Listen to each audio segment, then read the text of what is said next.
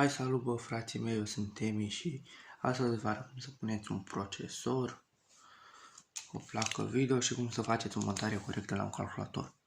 Deci, uitați la asta, va veni cu... Puneți de aici, aveți grijă să nu ciufuliți ăștia că e nașpa după. Nu mișcați de el, încercați să-i găsiți locul, reșucă tare. Așa, dacă nu intra așa pe partea aia, să-l puneți. Uitați așa. De ce nu se mai mișcă? Trebuie să luați asta. Așa. Aici un loc care se oprește în el. Da. Și acum dați asta așa. Acum va urma partea cu coolerul. Trebuie să luați coolerul, să gândiți unde vine asta, după ce are loc unde trebuie să intre. De aici trebuie să intre.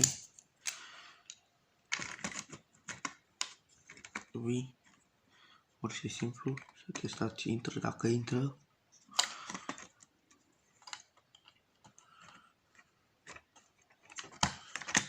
Gata. Trebuie să apăsați pe astea.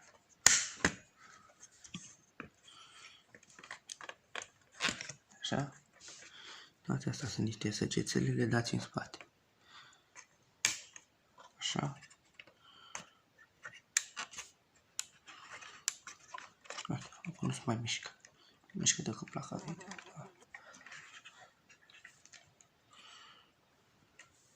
Așa, să vă arăt și cum să pune și ramii.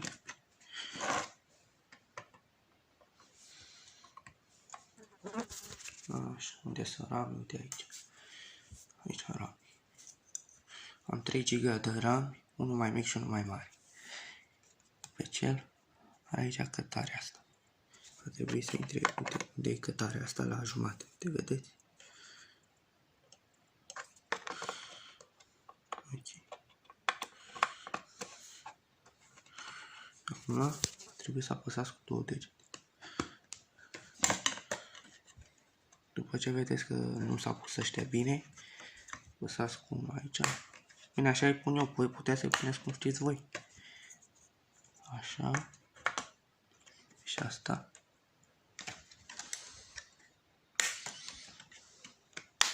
Așa. După ce ați pus astea, aveți o placă de bază montată corect. Ok, o să trecem la build chiar acum. Revenim. Deci avem 3 RAM, avem 250 de GB, da, 250, o sursă și o placă video destul de ok. Deci, în primul și primul rând va trebui să introduceți astea, o cuțere de RAM, așa cum am învățat în prima parte. Așa.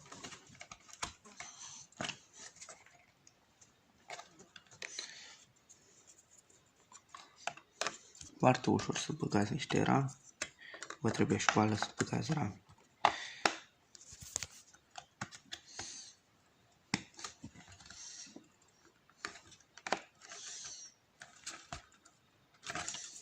Să vă asigurați că intră, o să vă arăt și cum să băgați bateria. Este foarte, foarte ușor. Trebuie să trageți doar de chestia asta. Bateria a ieșit. Dar în fine, cred că toți știu. Să scoată. Așa. Am astea. Hai să vă arăt cum să puneți hard discul. Puneți astea deoparte. Puneți hard discul. Va trebui să puneți cu fața asta unde sunt șuruburile. Puneți în ce layer vreți. Aici au tot niște cătări. După cum se vede. Astea. Unde vreți. Uitați după cătări. Să-l pun aici, nu știu ce. Să-l pun aici. Aici. Să-l puneți drept să intre. Mai dați în spate și gata. Va trebui șuruburile să le prindeți. Așa. O să revin după ce le prind. Așa, după ce am prins șurubul, ar fi bine să nu puneți unul aici, să puneți unul în spate. O să revin. Uitați, puneți unul în spate aici. Gata, am pus și șurubul ăsta. Acum să vă arăt cum să puneți placa de bază. Nu placa de bază, da, placa de bază. A fost indecis. Ok, hai să o punem. Așa, luăm placa de bază. Va trebui să o punem exact unde intră asta.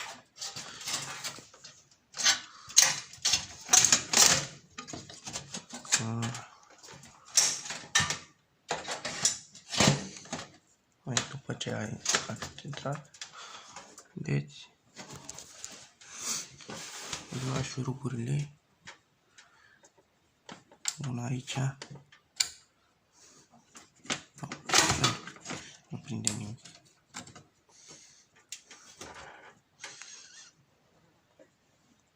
Așa, o să revin după ce pun șuruburi. Așa, după ce am pus astea șurubelele, va trebui să pun sursa. Hai să luăm sursa. Asta este sursa. Încercați să puneți cu asta în sus, sau dacă vreți să fie așa mai clean, puneți în jos.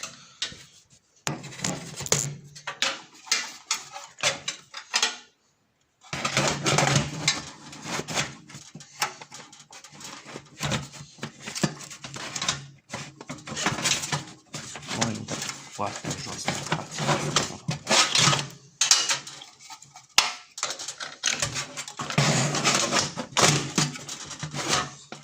Părtușul de sursă nu este ceva să ai o școală specială ca să pui o sursă. Uitați, pare găurile astea de șuruburi.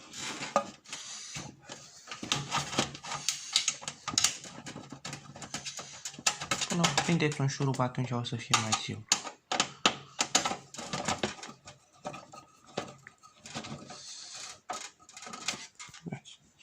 Deja am prins un șurub. De preferat să aveți o șurubelniță magnetică. Va ușura treaba. Așa. O să revin după ce o să pun toate șuruburile.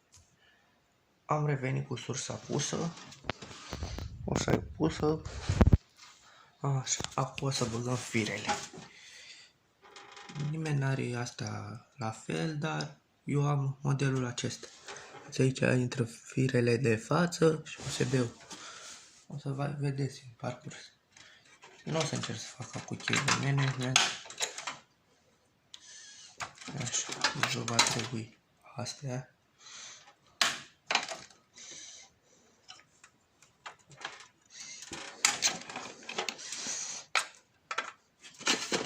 Deci, avem cablul acesta de intră. De aici.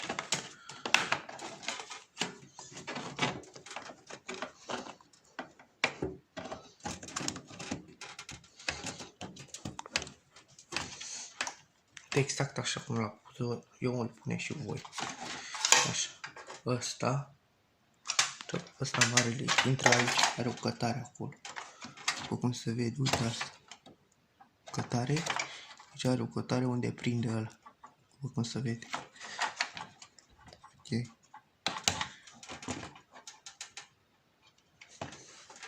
Prindeți ca lumea.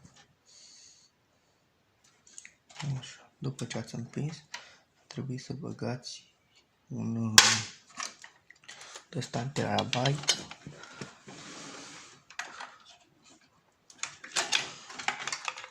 Așa, și după așa. Acum avem cablul ăsta. Ar trebui să băgați ăsta în hard disk. Vedeți unde intră, cum intră și îl băgați. Dacă nu intră așa, îl întoarceți spate. Vedeți că a intrat.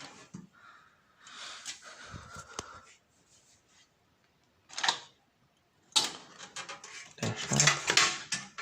Cum aveți și asta. Fără asta nu funcționează ăsta procesorul. Să-l băgați, uitați așa. Așa, după ce ați făcut treaba asta, va mai fi un fir, nu știu unde e. Nu cred că mai e niciun fir. Așa. Așa. Acum va trebui să punem fața. Revin după ce o pun, că tot știe să o pun. Așa, după ce am pus fața am revenit și va trebui să conectăm un cablu.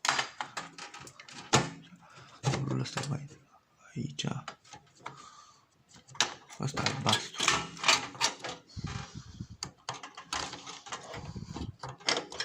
Să conectăm. Ăsta intră aici, scuzați-mă.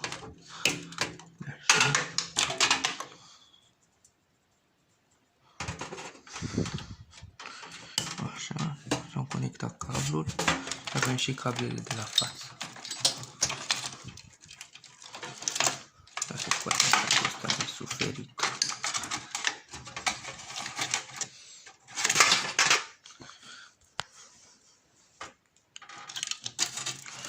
Avem firele astea, o să vă arăt și unde intră ele.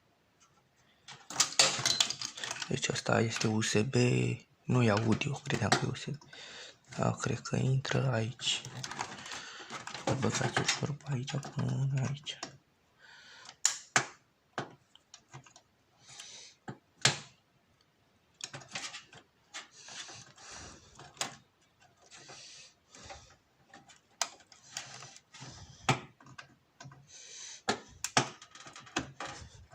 Așa. Și asta este USB de recătare.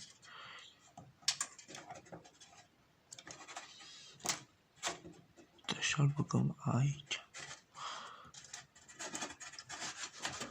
Așa.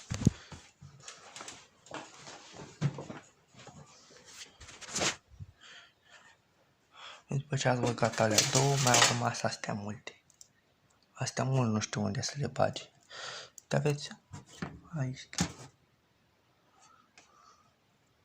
USB USB 1. Acolo va intra. Așa. Vedeți că scrie câte ceva pe ele. Aici scrie Power LED. Power LED. Nu căutăm Power LED. Sau Power SV.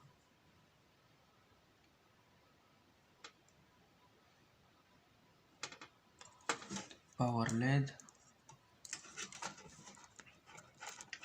Power LED.